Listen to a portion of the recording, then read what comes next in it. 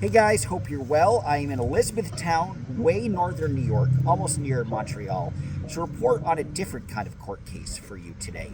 And this is the case of Luciano Frattolin. It's gotten some attention, but I figured it would be interesting to come up here because the area is so isolated. There's a lot less mainstream media, a lot less people to cover this story, and I was inspired to come up here because this is a case about a green card holder in Canada who, while on a trip with his daughter to see the US, to see New York City, later Connecticut, other parts in the East Coast, driving back up to Montreal, he reports a kidnapping of his daughter, and now he is under suspicion, is being charged with her murder, with the murder of his 9-year-old daughter, Melina. And the reason I want to come up here is because I was inspired by the locals' reaction to this whole situation, because they've held numerous amount of vigils. And I could think of Brigitte Cruz specifically, who's been a strong advocate, but there have been so many members, whether it be nearby Scroon Lake or Elizabethtown or Ticonderoga, where she is, where these three communities have really coalesced to essentially act as a parent for Melina, to not stop advocating for justice, to make sure that the media attention is kept on this story, and to also honor her memory and to show that on earth they are kind of this little girl's guardian angel. Even after death, she is now a member of this community. She is one of their own, and they have not stopped advocating for her in every single way possible. So I thought that was kind of unique, kind of interesting, and the case unto itself is very interesting because we know very little about Mr. Frattolin, and the information shows two different directions. He's posted on social media how much he loved his daughter. He was divorced from his wife, who had custody of Melina, but the ex-wife, gave permission for Mr. Frattolin to take the daughter on these various locations on this trip to cross the border. And he flaunted on social media that he seemed to have a good amount of wealth, flaunted a lot of wealthy things. But then if you analyze his actual income and his resources, it seemed like he was actually drowning in debt. So that he might have been aggravated. That might have been some sort of financial motivator for this potential murder. And that he ran an Airbnb in Montreal. He appears to be of Italian and Egyptian descent, so not even a full citizen of Canada, but he had an Airbnb in Montreal, but he didn't pay, and he bought this house, but he didn't pay the landlord, and he was owed a bunch of money in rent. So a lot of interesting background about this guy. He posted on social media how his daughter is his life, even though he didn't live with the daughter. So he's this kind of mysterious, talented Mr. Ripley figure, has projected this image of somebody with great wealth, but his life in reality, before this murder even, may have very well been falling apart.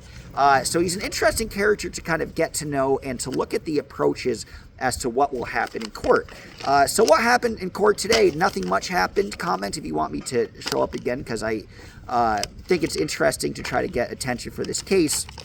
But what happened today in court indicates that Frattolin is digging in and is confirming that he is innocent. It does not look likely to try to change anything, to try to take a plea deal. It's still entirely possible.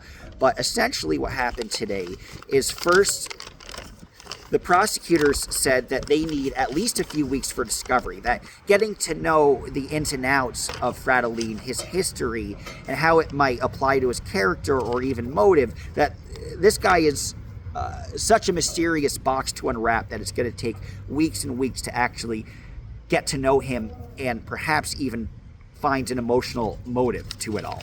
The other thing that happened, which is why I say he's digging in and declaring his innocence, Mr. Frattolin, is because he had two court-appointed attorneys today, and they asked for yet another bail hearing. So now the judge is not being lenient at all towards Frattolin. The judge has to hear the subsequent bail hearing. But remember, at his last appearance, he was denied bail. This is an insane case. The reason he was denied bail, in addition to the heinousness of the crimes, is because he has no ties to the USA.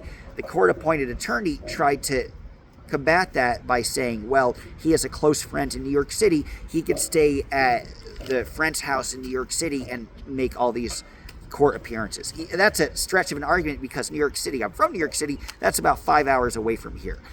That was denied, and the judge said, listen, not only are you not really tied to the U.S., you might not even really be tied to Canada. So there's no way you're not considered a flight risk. But today, his attorneys decided to yet again try to get him bail. They haven't given the arguments. That will be next time. Will there be new arguments? A claim that attorneys will try to make for getting bail is that new information came up that will strengthen an argument and validate an argument for their client to get bail. So that's at least what they're trying to do, and it shows that that Frattolin doesn't look likely to really take a plea deal or do anything like that, that he is trying to maintain his innocence. And this all started when he said that he saw his daughter get kidnapped by a white van and by two men. Initially, it was just by a van, and he didn't see anybody. Then he changed his story and said he saw somebody, and he said he was going to take a leak on the side of the road near Ticonderoga. When he was taking that leak, somebody grabbed his daughter and headed off in the opposite direction with the van, and then an Amber Alert was issued, and then it was retracted after hearing all this information. So all of it seems very highly suspicious, but this will be a fascinating trial. Let me know in the comments if you want me to go to the trial. It's scheduled for January, so I think I will. But yeah, again, just wanted to talk about this case that kind of fell through the cracks, but it's fascinating simply because of the mysterious nature of Mr. Frattolin. And at each of these hearings, you'll get to know a little more about his approach and perhaps even a little more about him. So I'll certainly be back, but hope you enjoyed the report. Do comment if you want me to be back, and if you like me going out here. As for stuff in the future, gonna do the Mindy Scientology stuff, so that'll be on the 29th of August.